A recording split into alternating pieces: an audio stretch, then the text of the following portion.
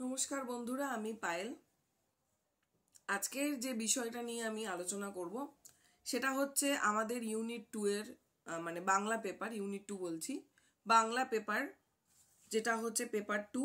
এবং এই paper 2 overall আমরা কি পড়ব, শেষ মোমেন্টে কোনগুলো একেবারেই বাদ দেব না, দেখে যেতেই হবে, যেখান থেকে প্রচুর পরিমাণে প্রশ্ন এসেছে এবং আসারও সম্ভাবনা রয়েছে, সেইগুলোর একটা ছোট করে আমি জিস্ট করে বলে দেওয়ার চেষ্টা করছি। আপনারা লিখে নিতে পারেন বা আপনাদের কাছে সিলেবাসটা থাকলে সেখানে দাগিয়ে নিতে পারেন।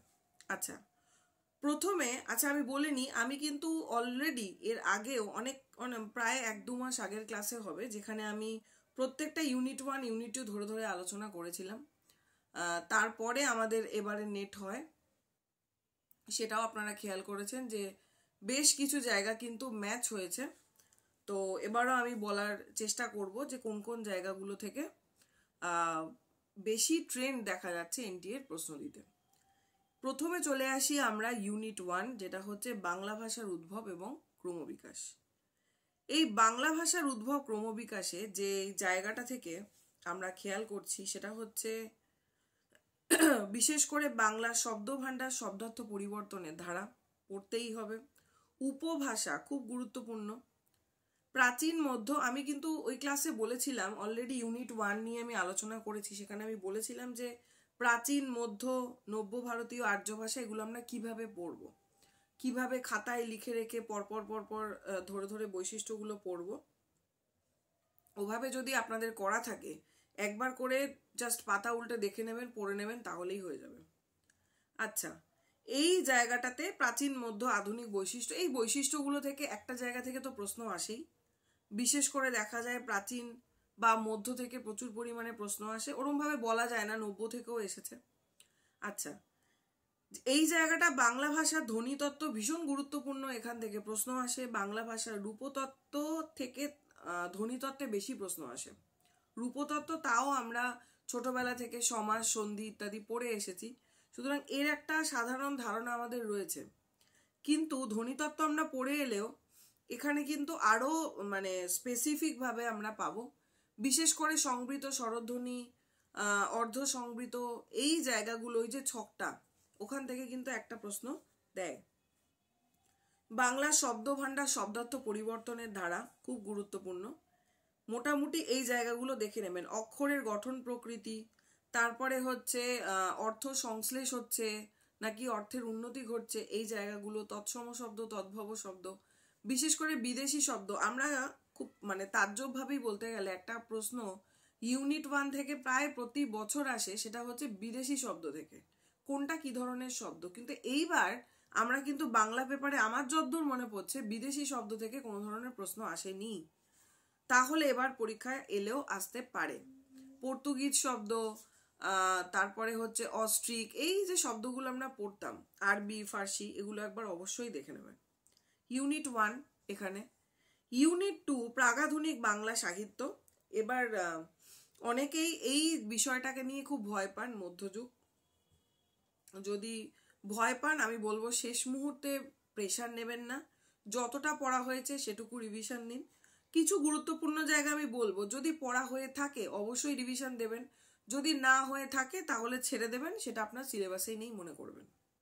আচ্ছা, যেমন মঙ্গল কাব্য বাদ দেওয়া যাবে না, যদি পড়ে থাকেন তাহলে মঙ্গল কাব্য, মনসা মঙ্গল থেকে এবার 2টো প্রশ্ন এসেছিল। চণ্ডীমঙ্গল থেকে প্রশ্ন আসে, রামেশ্বর ভট্টাচার্যের শিবায়নের চাষপালা থেকে প্রশ্ন ছিল। আচ্ছা, ভারতচন্দ্রের অন্নদামঙ্গল পড়তে হবে।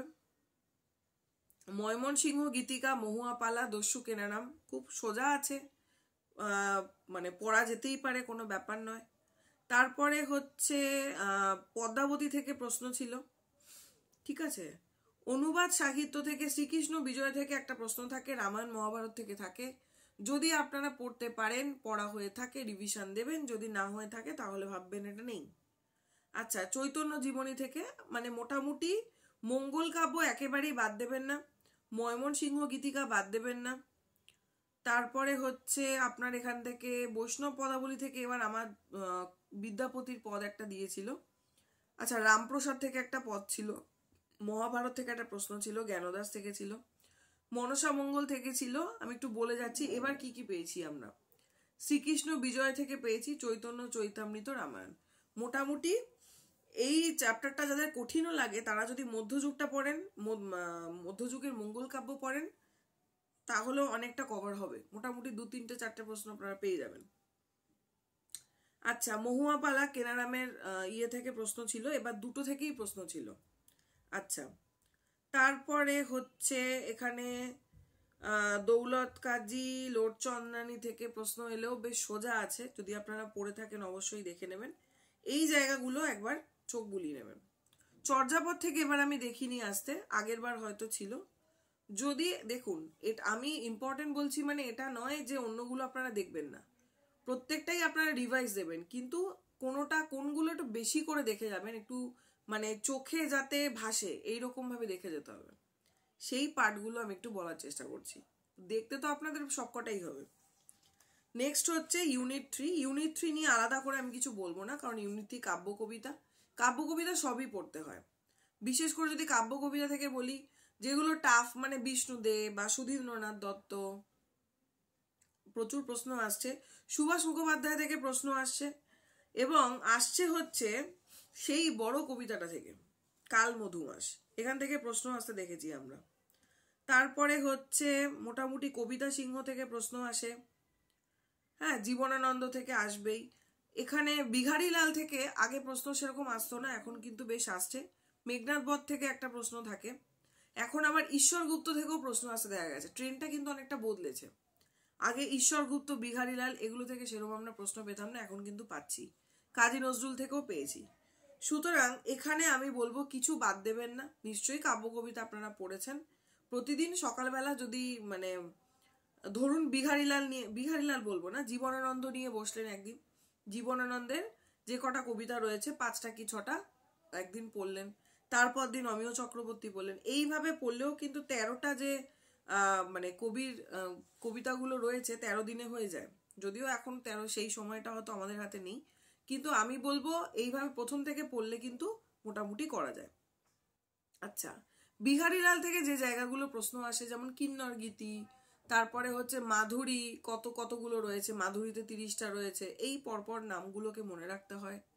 তারপরে বিহারীলালের সাধের আসন কবিতায় শোকসঙ্গীত, এই সঙ্গীত, রাগিনী কিসে, এই জায়গাগুলো খুব খেয়াল করতে হয়।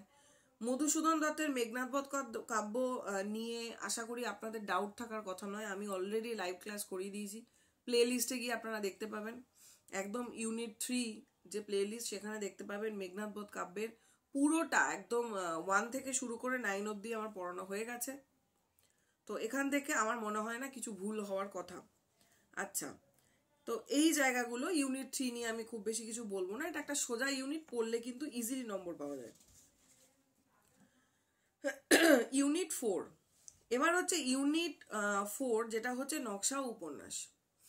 এবার আমাকে ইউনিট 4 এবং সম্ভবত ইউনিট 5 ছোট গল্প নিয়ে কেউ একজন কমেন্ট করেছিলেন যে এখান থেকে এখন যেরকম ভাবে প্রশ্ন আসছে, বিশেষ করে সাজিয়ে লেখো বা এমন কিছু লাইন তুলে দেওয়া হচ্ছে যাতে বুঝতে পারা যাচ্ছে না যে কোথা থেকে দিয়েছে বা কিভাবে করব, এটা কি করে সলভ করব। আমি সেই প্রসঙ্গে আসছি। প্রথমে আমি মেন জায়গাটা বলে যাই, সেটা হচ্ছে নকশা উপন্যাস। নকশা উপন্যাস হচ্ছে হুতুম প্যাচার নকশা থেকে। এবার আমি একটু বলে দিই, ইউনিট 4 প্রথম প্রতিশ্রুতি, তুঙ্গভদ্রা, পথের পাঁচালী, ঢোড়াই চরিত মানস, নির্বাস, বিষবৃক্ষ, রাধা, পুতুল, মানে পুতুল নাচের ইতিকথা, এই কটা পাঠ থেকে এবার কিন্তু প্রশ্ন এসেছিল।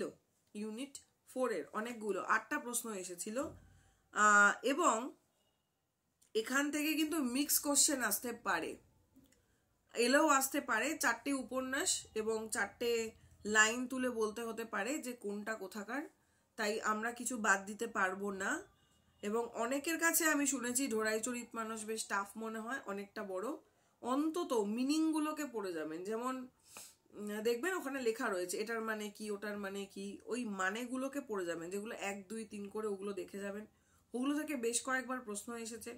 প্রথম দিকটা হয়তো একটু সোজা লাগবে, প্রথম দিকটা একটু দেখে যাওয়ার চেষ্টা করবেন। আচ্ছা, তাহলে এখান থেকে মোটামুটি আমি বলেই দিলাম কি কি থেকে প্রশ্ন এবার এসেছে, এবং সেই হিসাবে ভাবতে গেলে যদি আমরা ইম্পর্টেন্ট, আমি ইউনিট 4-এরও ইম্পর্টেন্ট নিয়ে আলোচনা করেছিলাম যে কোন কোন পার্টগুলো থেকে প্রচুর পরিমাণে প্রশ্ন আসে, সেটা দেখতে গিয়ে আমরা কিন্তু দেখেছিলাম যে এখন নির্বাস থেকে বেশ প্রশ্ন আসছে, নির্বাস থেকে প্রশ্ন কিন্তু শুরুতে আসতো না। আচ্ছা, এইবার বিষবৃক্ষ থেকে প্রশ্ন আসতে দেখা যাচ্ছে, তুঙ্গভদ্রা তীরে থেকেও অনেক প্রশ্ন এসছে, ঢোড়াই চরিত মানস থেকে প্রচুর পরিমাণে প্রশ্ন আসে, ঠিক আছে, কিন্তু এটা একটা টাফ উপন্যাস অনেকেই বলছেন, কিন্তু সেটা কি করে করা যাবে? আমি বলবো যদি না হয়ে থাকে পড়া তাহলে তো পুরোপুরি বাদ দিন, ভেবেই লাভ নেই যে আপনার এই উপন্যাসটা পরীক্ষায় রয়েছে। আর যদি পড়া হয়ে থাকে তবুও মনে থাকে না, তাহলে আপনি এটাই করবেন যে ওর যে শব্দার্থগুলো রয়েছে সেগুলোকে পড়বেন, এবং শুরুর দিক অংশটা অনেকটাই সোজা রয়েছে, পরবর্তী সময় গিয়ে হয়তো গুলিয়ে যায়, কিন্তু উপন্যাসটা খুব সুন্দর। যাই হোক, সুন্দর ভেবে লাভ নেই, আমাদের নাম্বারটা পেতে হবে। তো এই জায়গাগুলো থেকে এমন লাইন তুলে দেওয়া হচ্ছে যেগুলো কমন, এই জন্য আমরা পারছি না, এটা আমার মনে হয়েছে। যেমন এইবার পথের পাঁচালী থেকে একটা লাইন ছিল, আমরা জানতাম পথের পাঁচালী থেকে, কিন্তু ওটা কার উদ্দেশ্যে বলছে সেটা আমরা বুঝতে পারিনি। এক্ষেত্রে তো আলাদা করে কিছু বলার নেই, উপন্যাসটা ভীষণ মাইনরলি ধরে ধরে পড়তে হবে, এবং এখানে না উপন্যাসটা শুধু আমরা ইনফরমেশনের জন্য পড়লে হবে না, আমরা এমএতে যেমন পড়েছিলাম, মানে ওর রস আস্বাদন করা, আমরা বুঝতে পারছি, ফিল করতে পারছি, এইভাবে ধরে ধরে আমাদের পড়তে হবে, তাহলে হয়তো আমরা কোথাও রিলেট করতে পারবো। আরেকটা ব্যাপার, কোন জায়গায় কি কি ঘটনা ঘটেছে, খুব গুরুত্বপূর্ণ, খুব গুরুত্বপূর্ণ। মানে দ্বিতীয় নম্বর পরিচ্ছেদে এটা হয়েছে, তৃতীয় নম্বরে এটা হয়েছে, এইভাবে না আমাদের পরপর পরপর মনে রাখতে হবে। ওকে, আমি হয়তো বোঝাতে পারছি। সেটা হচ্ছে কিরকম বলুন তো, ধরুন 1 নম্বর পরিচ্ছেদ, এইখানে এই বিষয় নিয়ে যে কোনো একটা উপন্যাস সেটা নিয়ে ছোট্ট করে লিখে রাখলেন। আমি আপনাদের পড়িয়েও ছিলাম তুঙ্গভদ্রার তীরে, সেখানে আমি বলেছি উপন্যাস কিভাবে পড়তে হয়, কিভাবে মনে রাখতে হয়। বইয়ের ওপরে লিখে রাখলেন, নয়তো নোট করেছেন নোটে লিখে রাখলেন, তাহলে কি হয়, পরপর ঘটনা কি ঘটেছে মনে থাকে, তাতে সাজিয়ে লেখার উত্তরগুলো পাওয়া যায়, নাম্বার 1। নাম্বার 2, ধরুন আমি যদি বলি যে সব থেকে বড় যে উপন্যাসটা, মানে সাইজে বড়, সেটা হচ্ছে প্রথম প্রতিশ্রুতি, আশাপূর্ণা দেবী। এবার এখান থেকে যদি প্রশ্ন আসে, অনেকে এটা বাদ দিয়ে দেন, কিন্তু বেশ সোজা, ইন্টারেস্টিং, পড়বেন যদি পড়ে থাকেন। তাহলে এখানে হচ্ছে কে কবে মারা গেল, ঠিক আছে, তারপরে হচ্ছে এই যে ঘটনাগুলো, কোন সময় ডাক্তার ডেকে আনা হচ্ছে নবকুমারের চিকিৎসার জন্য 30 নম্বর পরিচ্ছেদে, ঠিক আছে, কোন পরিচ্ছেদে নেরু আবার ফিরে আসছে বলতে সত্যবতীর কাছে আসছে তার বাড়িতে, এই পোর্শনগুলো খেয়াল রাখবেন। এখানে আরেকটা জায়গা রয়েছে যে পরপর যে ওই 25 নম্বর এবং 26 নম্বর পরিচ্ছেদে খেয়াল করবেন, মানে আগুন লেগে যায় তার বাড়িতে, সত্যর যে বাড়ি ছিল বাপের বাড়ি, সেখানে আগুন লেগে যায়, তার পরবর্তী ঘটনা কি ঘটে, দিনতারিণীর মৃত্যু, এই যে পরপর সিকোয়েন্স অনুযায়ী ঘটনাগুলো ঘটছে, আমরা দেখেছি যেখানেই সাজিয়ে লেখো কোশ্চেন, মানে হচ্ছে যেখানেই দেখবেন এরকম ধরনের ট্রেন্ড আছে না, সেই জায়গাগুলো থেকে প্রশ্ন আসে। যেমন ধরুন সত্যবতীর যে বাবা, সে কি কি করে গেছে, কাশি যখন উনি যাবেন স্থির করেছেন, তখন তিনি মেয়ের কাছে আসছেন, কিন্তু সেই সময় আমরা এরকম কতগুলো পাবো যে তিনি টোল প্রতিষ্ঠা করেছেন, এবং তিনি যারা দুস্থ বিদ্যার্থী রয়েছে তাদের সাহায্য করছেন, দাতব্য চিকিৎসালয় করেছেন, এই পরপর আছে কিন্তু কি কি করছেন। এই যখনই এরকম ধরনের প্রশ্ন পাবেন সেগুলো কিন্তু দেখবেন, শুধু উপন্যাসে নয়, ছোট গল্পের ক্ষেত্রেও। ধরুন ছোট গল্পেও আমি এর সঙ্গে একটু বলে রাখছি, যেমন এবার আমাদের আত্মভুক থেকে প্রশ্ন ছিল অ্যাক্টিভিটি, যখন দেখবেন কেউ কোনো কাজ করছে, কোনো ক্যারেক্টার, সে বসলো, একটু পরে সে খেলো, সে ছুটে যাচ্ছে, সে ঘুমোচ্ছে, এগুলোই না যেরকম ভাবে মানে গল্পকার লিখেছেন সেই হুবহু বসিয়ে দিয়েই একটু ঘুরিয়ে আগে পিছে করে দিয়ে কিন্তু আমাদের দিয়ে দেওয়া হচ্ছে। খুকির অ্যাক্টিভিটি এবার ছিল পরীক্ষাতে, তাহলে এবং খুব এমন ভাবেই থাকছে বিষয়টা, মানে এতটা ধরে আমাদের পড়তে হবে জায়গাটা, যাতে আমরা ধরতে পারি যে আচ্ছা হ্যাঁ আগে এটা করেছিল, তারপর ওটা করেছিল, তারপর সেটা করেছিল। আমি আশা করি বোঝাতে পারছি আপনাদের। তো এইভাবে কিন্তু আমাদের পড়তে হবে। এখন আমাদের আর নতুন করে পড়ার সময় নেই, তাই কিভাবে পড়তে হবে কিভাবে পড়তে হবে না, তার থেকে বড় কথা হচ্ছে এখন আমরা কি করে রিভিশন দেব। রিভিশন দেওয়ার সময় আমরা যেটা খেয়াল করব সেটা হচ্ছে কমন জায়গাগুলো কি কি। ধরুন পরিবেশের বর্ণনা, প্রকৃতির বর্ণনা, বর্ষার বর্ণনা, বর্ষার রূপের বর্ণনা, ঠিক আছে? এবং এই বর্ষার রূপের বর্ণনা বা বৃষ্টির বর্ণনা কিন্তু অনেকগুলো জায়গাতেই রয়েছে। যে কোনো গল্পে যদি আমি বলি এখানে বৃষ্টি রয়েছে, যেমন যখন বাদল জন্ম নিচ্ছে, ঠিক আছে, শহীদের মা, সেখানে বৃষ্টি রয়েছে। তারপরে গরম ভাতেও রয়েছে যে 3 দিন ধরে মুষলধারে বৃষ্টি হচ্ছে, নিবারণ, মাটি কাটার কাজ বন্ধ হয়ে রয়েছে। এই জায়গাগুলো আশা করি আমি বলতে পারছি। ইঁদুর গল্পে রয়েছে প্রচন্ড পরিমাণে বৃষ্টি হয়, উঠোন ফুটন ভরে যাচ্ছে, তাই না? মলিনা ঘরের ভেতর শুয়েছিল। এই জায়গাগুলোকে কিন্তু এই যে বৃষ্টির বর্ণনা বা কোনো কারোর বাড়ির বর্ণনা, যে এর বাড়ি হচ্ছে একচালা চাল দেওয়া টিনের, এর বাড়ি হচ্ছে এরকম, এই যে বর্ণনাগুলো রয়েছে, এই যখন আপনারা প্রত্যেকটাই তো পড়তে হবে। আমাদের এখন ঘুরিয়ে ফিরিয়ে আসে, মানে কিরকম 4টে গল্প 4টে লাইন তুলে দেয়, ঠিক আছে, বা 4টে উপন্যাস 4টে লাইন তুলে দেয়। সুতরাং আমাদের প্রত্যেকটাই পড়তে হবে। এবং যখন আপনি প্রত্যেকটা গল্প পড়ছেন এবং উপন্যাস পড়ছেন তখন আপনি খেয়াল করবেন, রিলেট করতে পারবেন কিছু কিছু জায়গা অনেকটা কমন, এখানেও বৃষ্টির বর্ণনা, এখানেও তাই, বা এখানেও হচ্ছে কোনো কোনো যে কোনো একটা ঋতুর পারপাস রয়েছে, যে শরৎকালে এই হয়েছে, আবার সেম দেখা যাচ্ছে এখানেও শরৎকালের বর্ণনা রয়েছে। এই জায়গাগুলো যখনই পাবেন না, ওই জায়গাগুলো একটু হাইলাইট করবেন, কারণ এই জায়গা চুনচুনকে খুঁজে খুঁজে এখান থেকেই প্রশ্ন কিন্তু আমাদের আসছে। আচ্ছা, এইবারই ছিল প্রাকৃতিক বর্ণনা নিয়ে, না চামচিকে উড়ে যাচ্ছে, হ্যান করছে, এইরকম ধরনের।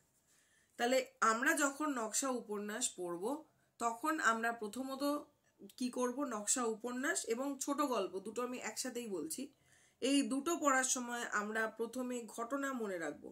নকশা উপন্যাসের ক্ষেত্রে মনে রাখবো হচ্ছে 1 নম্বর পরিচ্ছেদে কি ঘটেছে, 2 নম্বর পরিচ্ছেদে কি ঘটেছে, 3 নম্বর পরিচ্ছেদে কি ঘটেছে, নাম্বার 1। নাম্বার 2 মনে রাখবো ক্যারেক্টারগুলো, কে কি হয়। যেমন ধরুন প্রথম প্রতিশ্রুতি বলছিলাম, অনেক আত্মীয় স্বজন, এখানে কে কার কি হয় মনে রাখতে হবে। তৃতীয় আমরা কি মনে রাখবো, যে কখন কোন ঘটনাটা ঘটেছে। আমি উপন্যাসের ক্ষেত্রে বলে দিচ্ছি কখন কোন ঘটনাটা ঘটেছে। এত নম্বর পরিচ্ছেদে লক্ষ্মীকান্ত বাড়ুজ্যে মারা যাচ্ছে, 19 নম্বর পরিচ্ছেদে, এই জায়গাগুলো বললাম। 4 নম্বর আরেকটা জায়গা বলছি, যদি কোনো গান পান, যেমন ধরুন প্রথম প্রতিশ্রুতিতে অনেক প্রবাদ রয়েছে, প্রবাদ প্রবচন, এই প্রবাদ প্রবচন এবং কোনটা কার উদ্দেশ্যে বলা হয়েছে, কোন জায়গায় বলা হয়েছে, এবং পর পর প্রবাদ প্রবচনগুলো পারলে লিখে নেবেন। সেইভাবেই বলতে পারি আমি পথের পাঁচালীতে বেশ অনেকগুলো ছড়া রয়েছে। ইন্দির ঠাকুরন কিছু ছড়া বলেছে, সে দুর্গাকে শিখিয়েছিল কিছু ছড়া, বালুচরের বালুর চরে, হ্যাঁ, এই ধরনের অনেক ছড়া কিন্তু রয়েছে। তারপরে ধরুন অজয় যখন আসছে, যে গান রয়েছে, কিছু সংস্কৃত শ্লোক রয়েছে, এই জায়গাগুলো খেয়াল করবেন কোনটা কোন অধ্যায়। তারপরে হচ্ছে পানকৌড়ি, পানকৌড়ি এটা কে, কার এই ছড়াটা মনে পড়েছে, এই জায়গাগুলো কিন্তু নোট ডাউন করতে হবে। বিষবৃক্ষ থেকে যদি আমি বলি, বিষবৃক্ষ থেকে একটা কমন জায়গা, সেটা হচ্ছে বেশিরভাগই প্রশ্ন আসে পরিচ্ছেদ, কোন পরিচ্ছেদে কি ঘটনা ঘটেছে আগে পিছে সাজিয়ে দেয়, নাম্বার 1। কারণ বিষবৃক্ষ থেকে কঠিন দেওয়ার কিছু নেই, এইগুলো করলেই কঠিন হতে পারে। দ্বিতীয় বিষবৃক্ষ থেকে বলবো যে ছবিগুলো, যেমন নগেন্দ্র ঘরে যে ছবি টানানো ছিল, 6টা কি 7টা 8টা কি ছবি, সম্ভবত 7টা, পরপর ছবিগুলোর বর্ণনা, কোনটা তারপরে কোনটা, এইগুলো খেয়াল করবেন। হুতুম প্যাঁচার নকশা থেকে খুব গুরুত্বপূর্ণ হচ্ছে বারোয়ারি পুজো, তারপরে হচ্ছে চড়ক পুজোর জায়গাটা, এবং শেষে হচ্ছে স্নান যাত্রা। এই জায়গাগুলো থেকে প্রচুর পরিমাণে প্রশ্ন আসে। তুঙ্গভদ্রার তীরে খুবই ইজি, এবং তুঙ্গভদ্রার তীরে থেকেও কিন্তু কোন পরিচ্ছেদে হুক্কোবুক্কোকে দেখা হয়েছে, 3-এর 3, অর্থাৎ 3য় অধ্যায় 3য় পরিচ্ছেদ, এই জায়গাগুলো। বা ধরুন এখানে আমরা চিপিটক এবং মন্দোদরির যে ক্যারেক্টারটা পাচ্ছি, তাদেরকে কোন কোন জায়গাতে পাচ্ছি, ঠিক আছে, এই জায়গাগুলো সম্ভবত 1-এর 5, 2-এর 1, 4-এর 3, 4 এরকম, 4-এর 7 এরকম, এই জায়গাগুলো। এরকম প্রশ্ন কিন্তু একবার এসেছিল যে কুমুদমতিকে কোন কোন জায়গাতে আমরা দেখছি পুতুল নাচে। তাহলে এগুলো কিন্তু একটু খেয়াল করতে হবে, দেখতে হবে। আশা করি আমি বোঝাতে পেরেছি। মোটামুটি প্রত্যেকটা ধরে ধরেই আমি বলছি। এরপরে হচ্ছে ছোট গল্প। ছোট গল্পের ক্ষেত্রে কেন আমি এই পার্ট দুটো ধরে বলছি, কারণ আমার কাছে এই পার্ট দুটো আপনারা জানতে চেয়েছেন, তাই আমি একটু ধরে বলছি, তারপরে আমি ইম্পর্টেন্ট বলে যাচ্ছি।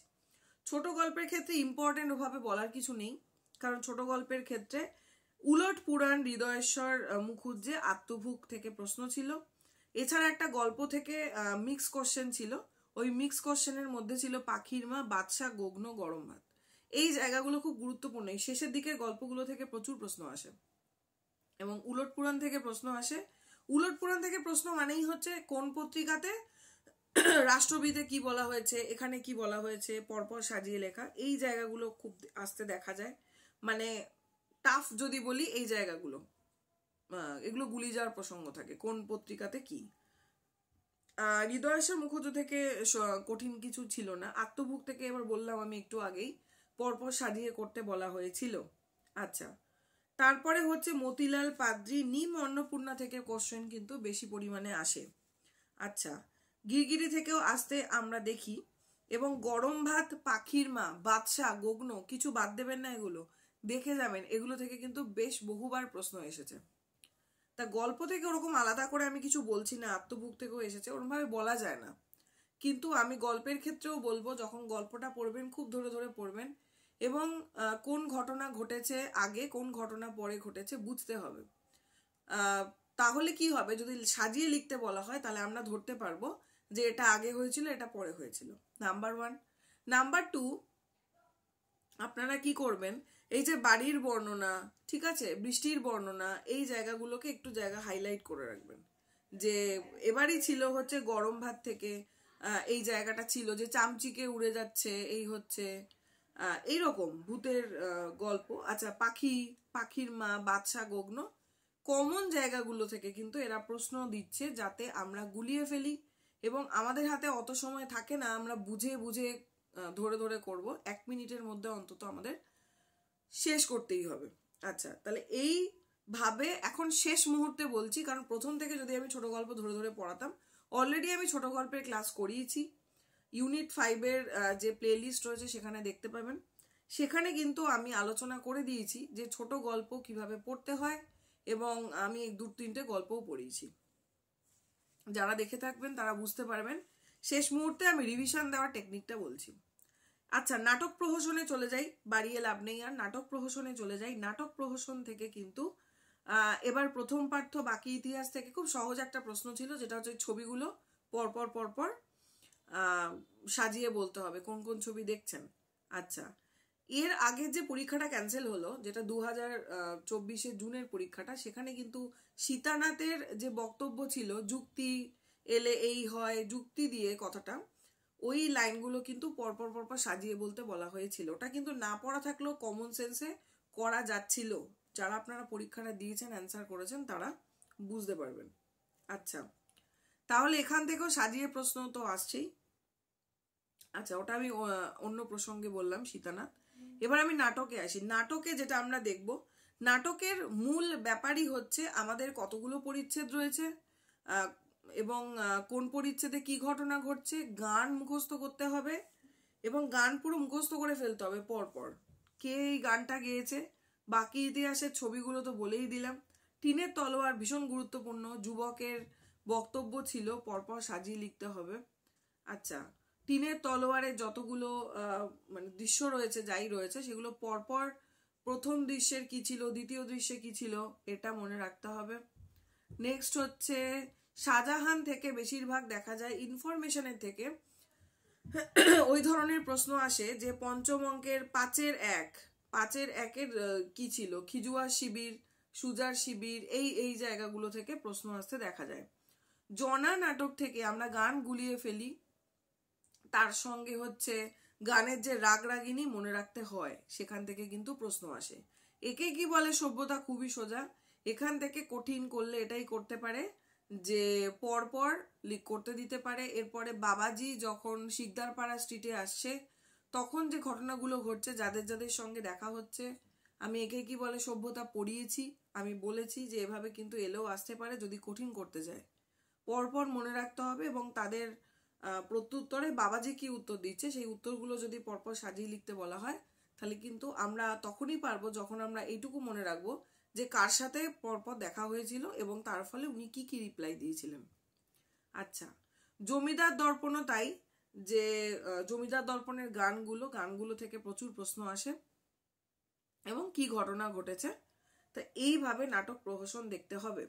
এবং নাটক প্রহসনের মধ্যে খুব, এবার আমি ইম্পর্টেন্টে যাই, টিনের তলোয়ার ভীষণ ইম্পর্টেন্ট, বাকি ইতিহাস থেকে খুব বেশি আসতো না, এবার কিন্তু এসেছে। আচ্ছা, এখানে জনা আপনারা অবশ্যই দেখবেন, নবান্ন নাটক ভেরি ভেরি ইম্পর্টেন্ট, ঠিক আছে, চাঁদ বণিকের পালা দেখে যাবেন এগুলো।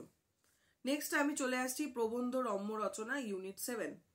ইউনিট 7-এর যে আলোচনা সেটা হচ্ছে খুব বেশি পরিমাণে ইউনিট 7 থেকে দেখা যাচ্ছে যে বুদ্ধদেব বসু, অবনীন্দ্রনাথ ঠাকুর, অন্নদাশঙ্কর রায় থেকে আগে প্রশ্ন তেমন আসতো না, এখন কিন্তু আসছে। আচ্ছা, বুদ্ধদেব বসু থেকে প্রশ্ন এসেছে, ভারতচন্দ্র মানে হচ্ছে প্রমথ চৌধুরী গুরুত্বপূর্ণ, তারপরে হচ্ছে স্বামী বিবেকানন্দ থেকে প্রশ্ন আসে এবার সম্ভবত একবার দেখে নি। আচ্ছা, ইউনিট 7 থেকে না, হ্যাঁ এবার কিন্তু প্রবাসী থেকে একটা প্রশ্ন ছিল। ইউনিট 7-এর পত্রপত্রিকা এখন খুব গুরুত্বপূর্ণ হয়ে গেছে, পত্রপত্রিকাগুলো কিন্তু একটু খেয়াল করবেন, ঠিক আছে। তারপরে হচ্ছে এখানে এই জায়গাগুলো অবশ্যই দেখবেন, বিশেষ করে এখন প্রাচ্য পাশ্চাত্য। আচ্ছা, হরপ্রসাদ শাস্ত্রীর প্রবন্ধ, প্রমথ চৌধুরী, তারপরে হচ্ছে আপনার বুদ্ধদেব বসু এবং অন্নদাশঙ্কর রায় থেকে বেশ আমরা এখন ট্রেন্ড দেখতে পাচ্ছি, প্রশ্ন আসছে। রাজসুন্দরী দাসী দেখতেই হবে, খুব গুরুত্বপূর্ণ, একটা কেন 2-3টে প্রশ্নও দিতে পারে। সাময়িক পত্র গুরুত্বপূর্ণ প্রশ্ন আসছে। ইউনিট 8-এ চলে যাচ্ছি। ইউনিট 8-এ যেটা সব থেকে বেশি দেখবেন, কিছু না দেখলেও, সেটা হচ্ছে রবীন্দ্রনাথের প্রবন্ধগুলো। প্রবন্ধ থেকে প্রচুর পরিমাণে প্রশ্ন আসছে। এখান থেকে হচ্ছে মানে কম করে হলেও 4-5টা প্রশ্ন আমরা পাচ্ছি প্রবন্ধ থেকে। নাটকের মধ্যে অচলায়তন, মুক্তধারা খুবই সোজা, অচলায়তনের গানগুলো মনে রাখতে হবে, মুক্তধারারও গান, কিন্তু অচলায়তনে অনেক বেশি ইনফরমেশনগুলো থেকে গুলিয়ে যেতে পারে, দেখে নেবেন। আচ্ছা, এরপরে উপন্যাসে আমরা দেখেছি যে চতুরঙ্গ থেকে বেশি পরিমাণে প্রশ্ন আসতে দেখা যায়। কাব্য নিয়ে কিছু বলার নেই, আগেও আমি কাব্য কবিতা নিয়ে কিছু বলিনি, কারণ কাব্য কবিতা সবই প্রায় ইম্পর্টেন্ট, বিশেষ করে কোন স্থানে বসে লিখছেন, কোন পত্রিকায় লেখা হয়েছে এগুলো। ভ্রমণ সাহিত্য, যেমন জাপান যাত্রী, জীবন স্মৃতি থেকে বেশ প্রশ্ন আসতে দেখা যায়। প্রবন্ধগুলো কিন্তু খেয়াল করবেন, সাহিত্যের পথে প্রবন্ধ গ্রন্থ থেকে যে প্রবন্ধগুলো রয়েছে 4টে, সেগুলো থেকে অনেক বেশি পরিমাণে প্রশ্ন আসে। এরপরে আমি চলে যাচ্ছি ইউনিট 9 ছন্দ অলঙ্কার। ছন্দ অলঙ্কার থেকে ইম্পর্টেন্ট কিছু বলার নেই, যদি নূতন ছন্দ পরিক্রমা বইটা পড়া হয়ে থাকে প্রবোধচন্দ্র সেনের, সেখান থেকে একটা প্রশ্ন প্রায় আসতে দেখা যায়। প্রবোধচন্দ্র সেনের তিনি যে বই লিখেছেন ছন্দ সম্পর্কে, তার একটা সিকোয়েন্স, সেগুলো কত সালে একটু দেখে যাওয়া বেটার। নেক্সট হচ্ছে অলঙ্কার নিয়ে আমি কিছু বলবো না, অলঙ্কার এবং অলঙ্কার থেকে প্রচুর প্রশ্ন আসে, এগুলোর বেসিকটা না জানলে, যদি এখন না পড়ে থাকেন তাহলে আর পড়ে কোনো লাভ নেই। ইউনিট 10, আচ্ছা ইউনিট 10 যেই জায়গাটা বলবো সেটা হচ্ছে ইউনিট 10 হচ্ছে বিশেষ করে অ্যারিস্টটলের পোয়েটিক্স, বইটা নিশ্চয়ই আপনারা পড়েছেন, শিশির কুমার দাসের পোয়েটিক্স, একদম ঠোঁটস্থ মুখস্থ করে নেবেন, ওখান থেকে প্রশ্ন আসে, আজকাল আবার সাজিয়েও আসতে দেখা যায়। আচ্ছা, অলঙ্কারবাদ, রীতিবাদ, রসবাদ, ধ্বনিবাদ, এই জায়গাগুলো।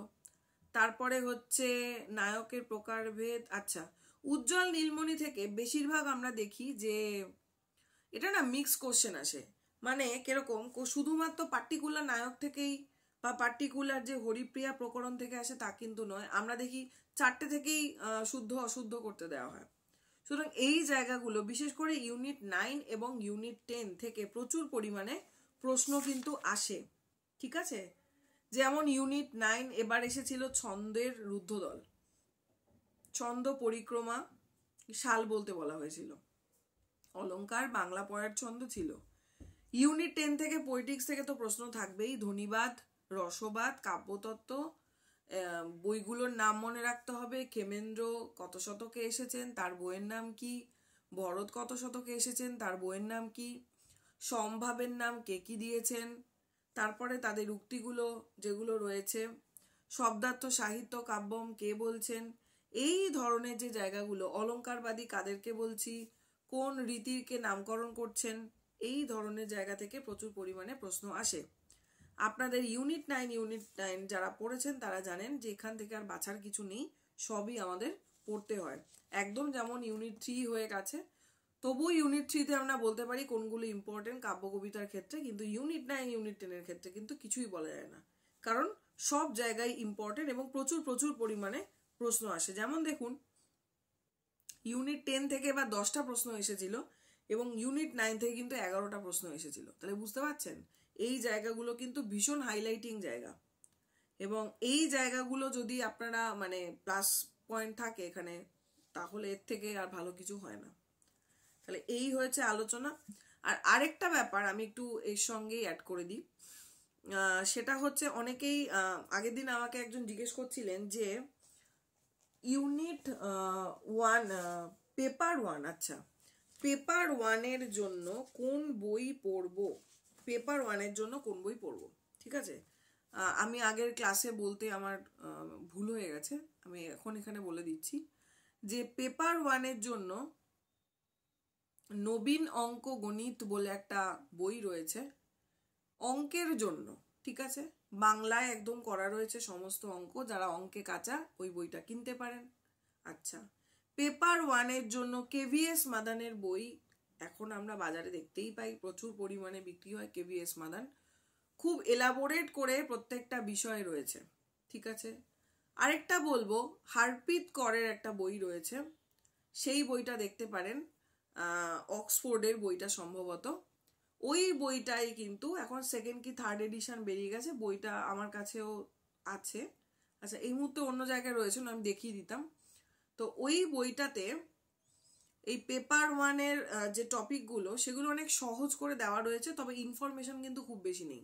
ঠিক আছে, ভাষা সহজ, ছোট করে জিস্টে বলে দেওয়া হয়েছে, ইনফরমেশন প্রচুর পরিমাণে রয়েছে কেভিএস মাদান। এবার আপনারা সেই বুঝে বিচার করে নিন কোনটা আপনাদের জন্য সুবিধা। আর হচ্ছে বাংলায় সন্তোষ কুমার মণ্ডলের বই তো রয়েছে, যেটা হচ্ছে একেবারে বাংলাতে করে দেওয়া রয়েছে, মানে ইংলিশ বাইলিঙ্গুয়াল, ইংলিশেও রয়েছে এবং তার বাংলা কথাও রয়েছে। তবে আমি বলবো যে আপনারা চেষ্টা করবেন পেপার 1টা না ইংলিশেই পড়তে, কারণ আপনি হয়তো বাংলায় ওখানে পড়লেন, হ্যাঁ আপনি মানে বুঝতে পারছেন না, দেখে নিয়ে বাংলায় পড়ে নিলেন, কিন্তু নর্মালি আপনাকে পরীক্ষা দিতে হবে হয় ইংলিশ ভার্সানে নয় হিন্দি ভার্সানে। তা আপনি যদি বাংলাটায় অভ্যস্ত হয়ে যান তখন কিন্তু সেটের জন্য সুবিধা, একদম তাই, সেটের জন্য সুবিধা, কিন্তু নেটের জন্য কিন্তু ক্রিটিক্যাল, কারণ নেটের জন্য বেশ টেকনিক্যাল ভাষাগুলো আমাদের জানতে হয় ইংলিশে, সেইগুলো যদি আমরা ইংলিশটা না পড়ি তাহলে কিন্তু সেটা হবে না। তাই এইগুলো বলবো, মোটামুটি আমি এই বইগুলো দেখেছিলাম এই, আর ইউটিউবে আমি চেষ্টা করছি পেপার 1-এর ক্লাস আস্তে আস্তে আরও দেওয়ার, তো সেগুলো আপনারা দেখে নেবেন, আশা করি সুবিধা হবে। কোনো জায়গা প্রবলেম হলে আমাকে জানাবেন, এবং ইম্পর্টেন্ট জায়গাগুলোই আমি পেপার 1-এর করিয়েছি, পেপার 1-এর প্লেলিস্টও রয়েছে, যেই জায়গাগুলো থেকে বেশি আসার সম্ভাবনা পরীক্ষায় বা বারবার করে এনটিএকে ওই দিকেই ঝোঁক নিতে দেখা গেছে, সেই জায়গাগুলো নিয়ে কিন্তু আমি আলোচনা করেছি।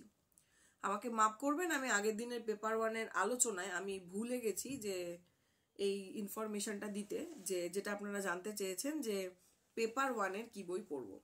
তাহলে পেপার 1-এর মোটামুটি এখন পরীক্ষার জন্য ভেবে লাভ নেই, পরবর্তীকালে কেভিএস মাদানটা কিনতে পারেন। হারপিত করের যে বইটা রয়েছে অক্সফোর্ড ইউনিভার্সিটি, সেটা অনেকটা সোজা আমার মনে হয়েছে পড়ে। কেভিএস মাদান অনেক ইনফরমেশন পাবেন, কিনে নিতে পারেন, দুটোই রাখতে পারেন প্যারালালি। আর যদি মনে হয় ইংরাজিতে বুঝতে পারছেন না, ইংরাজির বাংলাটাও প্রয়োজন, তাহলে সন্তোষ কুমার মণ্ডলটা কিনে নিন।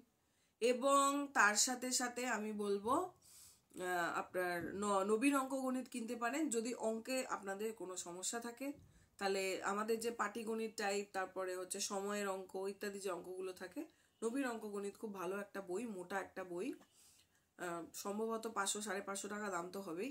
তো ওই বইটা যদি হাতের কাছে রেখে দেন, পরবর্তীকালে ওখান থেকে অঙ্ক প্র্যাকটিস করতে পারেন। শুধুমাত্র এই পরীক্ষার জন্য বলবো না, যে কোনো কম্পিটিটিভ এক্সামে ম্যাথসের জন্য কিন্তু নবীন অঙ্কগণিত কাজে দেবে।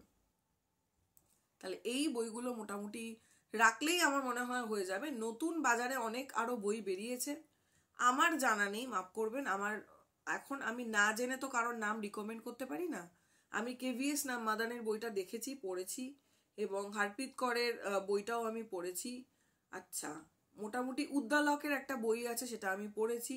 তবে আমার যেটা নিজস্ব মনে হয়েছে যে এই সমস্ত বইয়ের মধ্যে কেভিএস মাদানের বইতে প্রচুর ইনফরমেশন আপনি পেয়ে যাবেন, এবং আর কিন্তু ভাষা আপনার কঠিন লাগলেও লাগতে পারে, তার ফলে হারপ্রীত করের বইটা রাখতে পারেন, যেখানে অনেক শর্টে ছোট করে বোঝানো রয়েছে। আমি এই দুটো পড়ে দেখেছি, এবং আর কি বলবো, আর নবীর অঙ্কগণিত যদি প্র্যাকটিস করতে চান করতে পারেন, আর যদি মনে হয় না আপনি অঙ্ক এমনিই পারেন তাহলে কোনো প্রয়োজন নেই। মোটামুটি এই বইগুলো আপনাদের রাখতে পারেন পেপার 1-এর জন্য। এরপরে বিভিন্ন ক্লাস করবেন, এই করবেন, যে কোনো সমস্যা হবে আমাকে বলবেন, বা যে কোনো ইউটিউব চ্যানেল হোক, আপনারা যেখানে পড়েন সেখানে আপনারা কথা বলবেন, সেখান থেকে জানতে পারবেন। আমি মোটামুটি এই বইগুলো নিয়ে চর্চা করেছি, এই বইগুলোর আমি ফিডব্যাক দিতে পারি। অন্যান্য বই আমি সেরকম দেখিনি, এখন বাজার চলতি প্রচুর বই বেরিয়েছে, তাহলে সেই বইগুলো আমাকে দেখতে হয়, নিজেকে পড়তে হয়, তাহলেই আমি আপনাদের সেই ফিডব্যাকটা দিতে পারবো ঠিক কিনা, মানে ভালো কি নয়, কতটা পড়া যাবে।